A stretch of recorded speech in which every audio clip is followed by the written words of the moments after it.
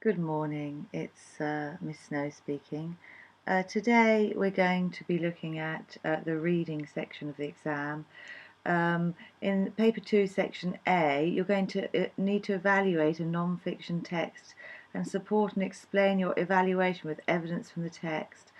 I've got the English Language Revision Guide in front of me, the purple one with the wolf on the front, and we're going to look at page 46 and 100. We're going to try and look at evaluating a fictional text, and we're going to read an extract from Angela's Ashes by Frank MacCourt, which is on page 100, and then we're going to look at the exam style questions below on page 46, and read the extracts from 2 student answers to help you understand how you might possibly answer this. And for a question like this, you should spend about 15 minutes on your answer. You should read the question carefully and highlight the main focus. You should refer to the whole text. You should look at how ideas, events, themes and settings are used to create effects. And you should use inference and evidence from the text to explain your ideas and assess the effect of the text. You probably want to look at my 10-point plan, which is, I always try to look at the 10 points when I look at any piece of writing.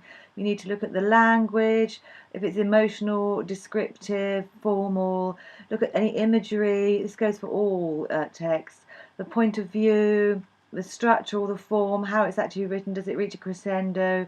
Does it start to break up? Does it have staccato sentence structure or really, really long sentences? Or what can you say anything about the way that the thing's been put together? Any literary devices, alliteration, onomatopoeia, anything that you notice in that sense? Assonance, consonants, if you notice anything you notice of interest, and what's the overall message of the text that you've got, and you know, the subject matter as well. You could actually put those two first, obviously, and the tone as well. What tone is it? Is it very sad? Is it angry? Is it humorous? Is it jokey? Is it satirical, which means is it slightly joking, really, with a sense of comedy and taking the mix, satire. Is it what if it's a poem? You look at the rhythm and the rhyme, but you might notice the rhythm or rhyme in a prose text as well. So we will read Angela's Ashes, text number 5 on page 100. Frank MacCourt was an Irish-American writer. In his prize-winning memoir, Angela's Ashes, he describes the hardships of his childhood in Ireland in the 1930s and 1940s. So, Angela's Ashes by Frank MacCourt. There are telegram boys sitting on a bench along a wall. There are 2 women at a desk, one fat, one thin. The thin one says, "Yes?" "My name is Frank MacCourt, miss, and I'm here to start work." "What kind of work would that be now?" "Telegram boy, miss." The thin one cackles. "Oh God," I thought, "you were here to clean the lavatories." "No, miss, my mother brought a note from the priest, Dr. Cowper, and there's supposed to be a job." "Oh, there is there? And do you know what day this is?" "I do, miss, 'tis my birthday, I'm 14. "Isn't that grand?" says the fat woman. "Today is Thursday," says the thin woman. "Your job starts on Monday. Go away and wash yourself and come back then." The telegram boys along the wall are laughing. I don't know why, but I feel my face turning hot.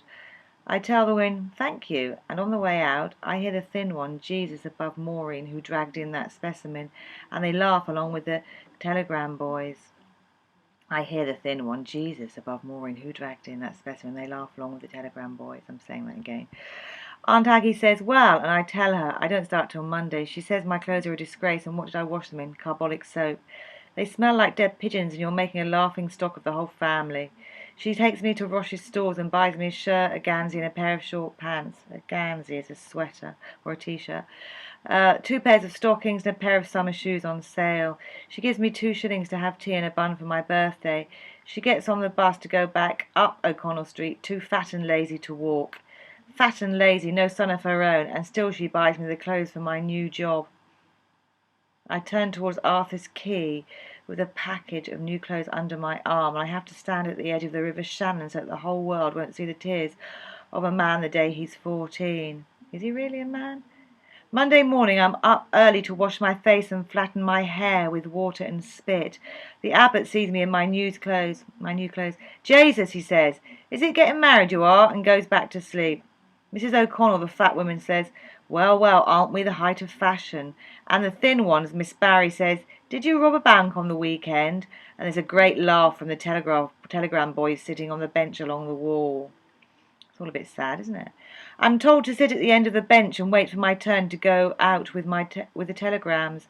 Some telegram boys in uniforms are the permanent ones who took the exam. They can stay in the post office forever if they like. Take the next exam for postman, then the one for clerk, and that lets them work inside selling stamps and money orders behind the counter downstairs. The post office gives permanent boys big waterproof capes for the bad weather, and they get 2 weeks holiday every year. Everyone says it's a good job, steady and pensionable and respectable, and if you get a job like this you never have to worry again in your whole life, so you don't. Temporary telegram boys are not allowed to stay in the job beyond the age 16. There are no uniforms, no holidays, the pay is less, and if you stay out sick a day you can be fired. No excuses.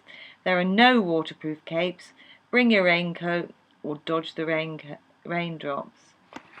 Carbolic soap is a strong antiseptic soap for washing the body, not clothes. Well, that's a bit sad, isn't it? He seems to be being slightly exploited. So that's the very striking story of a boy's first day at work. I think he's very poor, isn't he? But we'll have a little look at the questions now. So, if we look at the message of this piece, the Angela's Ashes piece, we can see how innocent and unknowing, unsupported the boy is, with no clothes. He's unwashed, he's attended on the wrong day, and he's had to have a letter from his from a religious man, hasn't he, to get the job. Then the subject matter, he's starting work as a boy who's very young and without any real support, and he's heading off to his first day in the big wide world, and it's probably as bad as it could be, in the sense that, you know, there's nothing seems to be on his side at all. The tone is very simple and matter of fact. It's non-judgmental. The reader is left to infer that this is a very harsh place to work, and it's slightly humorous how underprepared the boy is, really. The point of view, it's from the boy's point of view, very simple language seen from his perspective. He's very young, he's only 14 years old, he's trying to understand a hostile world. The language is not descriptive, really. It's not very emotional at all. It's not complex. It tends to be colloquial in places when Jesus, the priest, is speaking, or it's all conversational, or it's simple, and it reflects the point of view of the boy, really. There is repetition at the end where it says he gets no cape, no holidays. I can't remember the rest of it. I can't see it from here. Yeah, he gets no real perks. It's not a proper job, basically. And there's a repetition of the word "no" in the second from final paragraph, or is it the final paragraph? And the imagery, there's not really much imagery in here, because this is from the boy's point of view, and he's clearly not very educated or literate at this point in his life, and we're trying to see this from his point.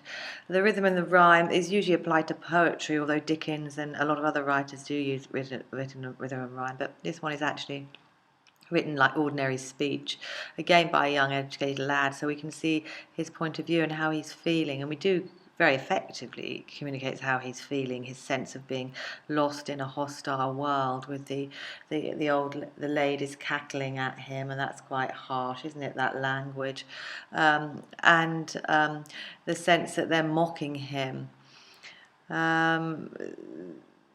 So this form or the structure, it basically starts off with him attempting to go and get a job, and then it turns out it's the wrong day, and then he goes back to do the same thing again.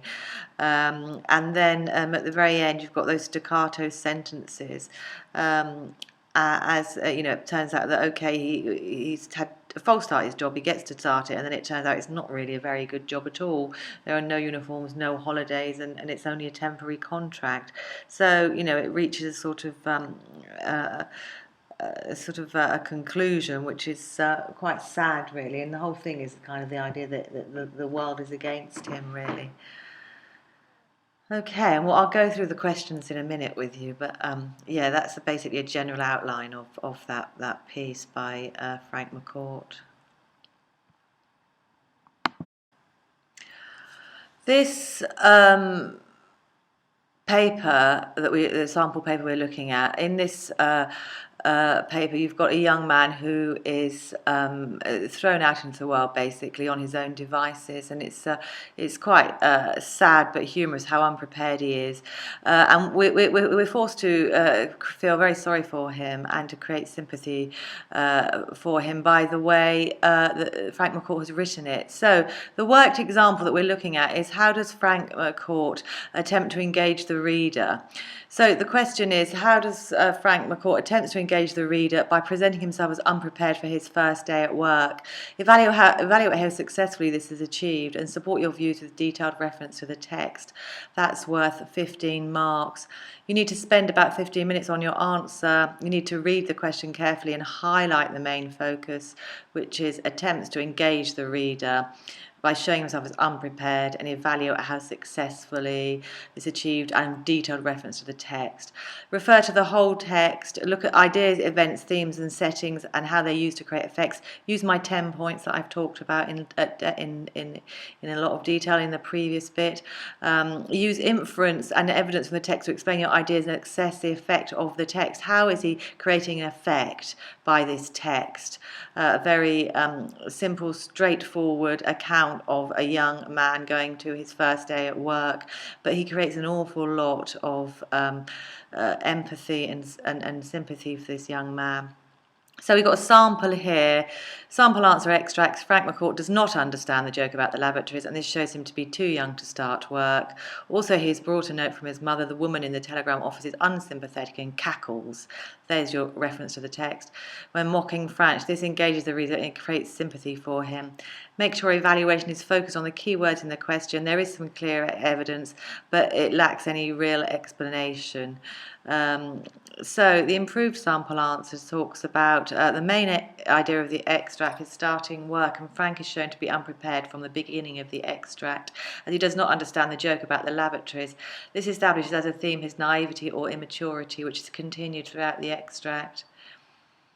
For instance, an immature tone is evident as he has brought a note from his mother, has obviously not realised it is necessary to wash before his first day at work, and needs his aunt to help him buy clothes. He is only 14 brackets, unclose brackets. This is engaging as it creates sympathy for Frank. Readers will be on his side and want him to succeed in the job. So that's a good start. It's a good overview. It shows a clear focus on the question and consider the main ideas and themes. It does have relevant evidence from the opening, slightly later in the text. It shows understanding of the whole extract.